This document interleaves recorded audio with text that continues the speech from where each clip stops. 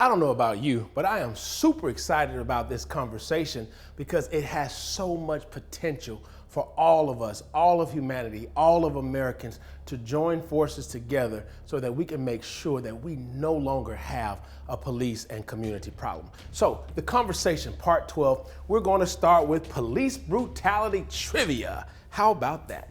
Here's the question. Which racial group is most likely to be killed by law enforcement? I know you're thinking, what? Yeah, let's have this police brutality trivia. So pause the video, talk to your students, talk to your children, and find out, in their opinion, which group is most likely to be killed by police. And when you're ready, press play, and we'll come right back. Okay, I hope you had some wonderful deliberations and conversations. Here is the answer. The answer may shock you. The number one group, boom, Native Americans. Who knew? Recently, I was watching a protest and I heard a Native American man saying, but what about us? I'm thinking, what is he talking about? No one's killing Native Americans. But the number one group in terms of rate killed by police are Native Americans. So why don't you pause it right now? Who do you think the number 2 group is, number 3 group, number 4 group, and number 5 group? I'll wait for you to return. So the answer may be very surprising because it was very shocking to me. I had no clue that Native Americans are being killed at a rate far greater than anyone else. Now you may be confused, so what I want to do next is break down how do we understand rates. So let's look at this. For instance, if there are 1,000 white Americans, 500 black Americans, 400 Latino Americans, 100 Native Americans, and 50 Asian Americans. So let's say understanding rates, we're going to use this to break down police killings. So here's a scenario. If 200 white Americans were killed by the police, we know we have 1,000 white Americans. If 175 black Americans were killed by the police, we know we have 500 black Americans. If 120 Latino Americans were killed by the police, we have 400 Latinos. If 37 Native Americans were killed by the police, we have 100 Native Americans.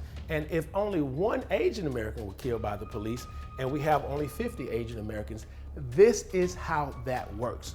So one would say, but hold on a minute, there's more white people being killed by police than black people, so what are you black people complaining about? Let's take a look at rates. And this is also an excellent time for our math teachers to engage your students with percentages, probabilities, and things of that nature, because now what we have to do is we have to do some division. So here's the death rates. Whites represents 20% of whites in this scenario are killed by police. 35% of blacks are killed by police. So do you understand now that black people have a bigger reason to be concerned? We all have a reason to be concerned. Why are police killing citizens? And let me say this, because I've done ride-alongs with different police departments. I've actually spoken to different members of different police departments, and there is a time when police officers must lawfully discharge their firearm. There's a time that they have to shoot and kill, and that is lawfully, and that should not necessarily be questioned. However, there are times that we're seeing from many other cases that some of these killings are unlawful. Okay, so let's continue. With 120 Latino Americans being killed and there are 400 Latinos, what do you think the answer would be? If you want, I'll wait for you. We can pause right here. You can do that division. 400 divided by 120, we get 30%. Take a look at Native Americans. If 37 Native Americans were killed, there are 100, so we know that's 37%.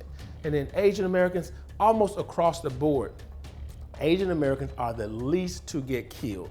So I don't know if they're just the best citizens, the most model citizens or whatnot, but they are not in harm's way when it comes to law enforcement. So 1 Asian American got killed, that's 2%. So now, does this kind of give you a better understanding of understanding just how it is possible that the Native Americans were killed at a far greater rate than all other ethnicities? So let's go back to our other slide and let's continue the conversation on what group may be killed the most.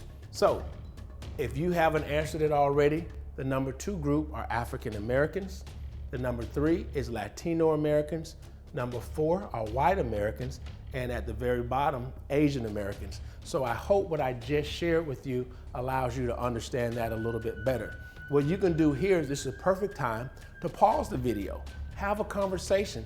Are these numbers consistent with what you thought?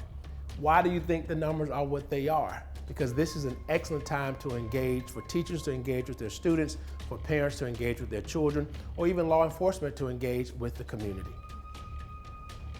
Native Americans, as we just said, are more likely to be killed by law enforcement groups than any other racial or ethnic group, and this is according to CNN.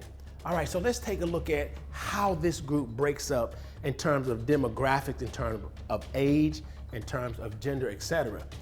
African Americans aged 20 to 24 are 7.1 times more likely. Native Americans 25 to 34, Native Americans 35 to 44. So it's a lot going on here, and the overwhelming majority of people who get killed by police are males. So that's an interesting scenario.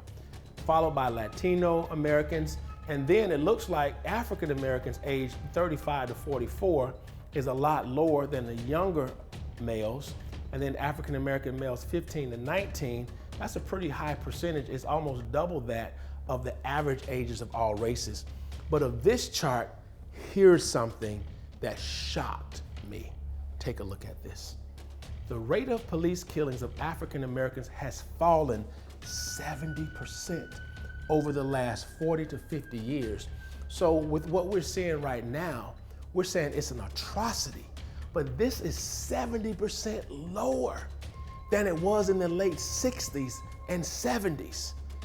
I honestly believe now, with the age of social media and cell phones, now we're able to capture those images. I cannot imagine if we had cell phones back then. That almost means every day we'd be recording a police killing someone. Let's take a look at what was going on in the nation at that time. We had Malcolm X, Martin Luther King, the Black Panther Party, and we also had the United States government, particularly the FBI under J. Edgar Hoover, who sworn to destroy our black leaders. So imagine the government of the United States has sworn to destroy powerful black leadership.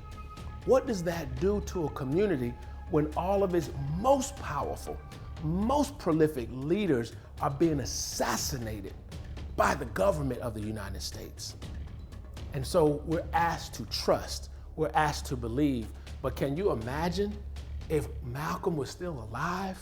Can you imagine if Malcolm and Martin were able to collaborate and to partner on some things, what they would do and how they would have galvanized the community?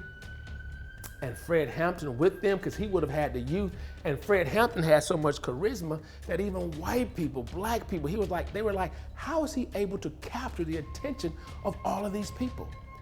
That was scary to the government.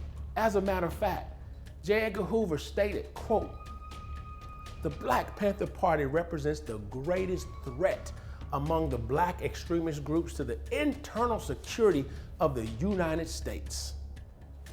The Black Panther Party started because they saw so many, imagine this, 70% more shootings at that time. That means the Black Panthers were right to say, we cannot have these police slaughtering our people. That is a noble cause. Also, the Black Panther Party decided we're going to have breakfast programs, we're going to have lunch programs, we're going to have security programs. Any intelligent man will make sure that they preserve and protect and secure their community. And when they don't, they are unintelligent. So this is what the Black Panther Party was designed for, not we hate white people. They had white members in the Black Panther Party. Not we hate police officers, no. They hated bad police officers. They hated the bad apples that we see. There are tens of thousands of them. And rightfully so, they wanted to protect the black community. So it's about time that we start really telling truth, because what we want to do in this Black series, we want to dispel all myths. We want to dispel everything that was a lie that made one group of people look bad at the expense of white supremacy. Now take a look at this. Let's look at this statement. The Black Panther Party represents the greatest threat amongst black extremist groups. Guess what? Martin Luther King was considered a black extremist. Malcolm X was considered a black extremist. These black men never killed one white person. What they were trying to do is extremely get black people to be self-sufficient and reliant upon themselves. Black people do not have a history in America of killing, of hunting down white people. White people have a history in America of killing Ahmaud Arbery and hunting down black people. So, is it guilt? It's a good thing that black people are not looking for vengeance. We're just looking for equality. And that is something that white America must understand. Let's continue. Black Americans are 2.5 times more likely than whites to be killed by police. So let's go back to our police brutality trivia. The next question: what are the 5 states or jurisdictions where a person is most likely to be killed by law enforcement? Go ahead and pause the camera right here, have a conversation with your students or your children or your community, and let's answer this question. What are the 5 states or jurisdictions where a person is most likely to be killed by law enforcement?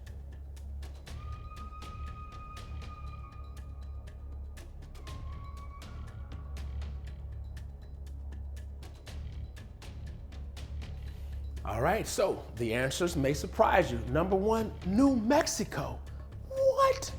There's no black people in New Mexico. Well, there might be a few, but remember, most Native Americans are being killed by law enforcement than any other group. So that makes sense. Do you understand now why data is so important? Why facts matter? Some people, usually it's ignorant people, who prefer their opinions over facts, but intelligent people understand that data and facts really matter. Number 2 is Nevada. Same exact scenario. What's in Nevada? Native Americans. Number 3 may not surprise you at all. The District of Columbia, Washington, D.C. Number 4, Oregon. And then number 5, Maryland. Interesting. More blacks are killed in the District of Columbia and Maryland than almost any other state or province. Got to give a shout out to my friend Marilyn Mosby, who is the Baltimore City State Attorney. Marilyn, you are doing an amazing job. You're keeping police officers accountable. And honestly, I hate to say it, as a result of this, the police union and many law enforcement officers do not like her. And she's been getting death threats and all of that stuff. So I just want to tell you, sister, keep up the good work, keep doing what you're doing. And also for our young people, we need more attorneys. We need more young people graduating from college.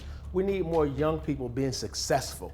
We have enough rappers, we have enough entertainers, we have enough athletes. We need to start really focusing on sciences, mathematics, things that is going to elevate us, elevate our nation. Because as we come out of this COVID-19 and so many young people are not in school and depression is going to be increasing and all of those terrible things that are going to be happening, we got to make sure we have the right academic resources to sustain our great nation, all right? The next, Alabama, North Carolina, New Jersey, and Massachusetts, according to the data, are the safest. Now, either that's true or they're the worst at reporting. So if you don't report it, we cannot count it as data. So that's very well possible as well. I hope you enjoyed this part. Stay tuned for our next part, is the conversation, part 13.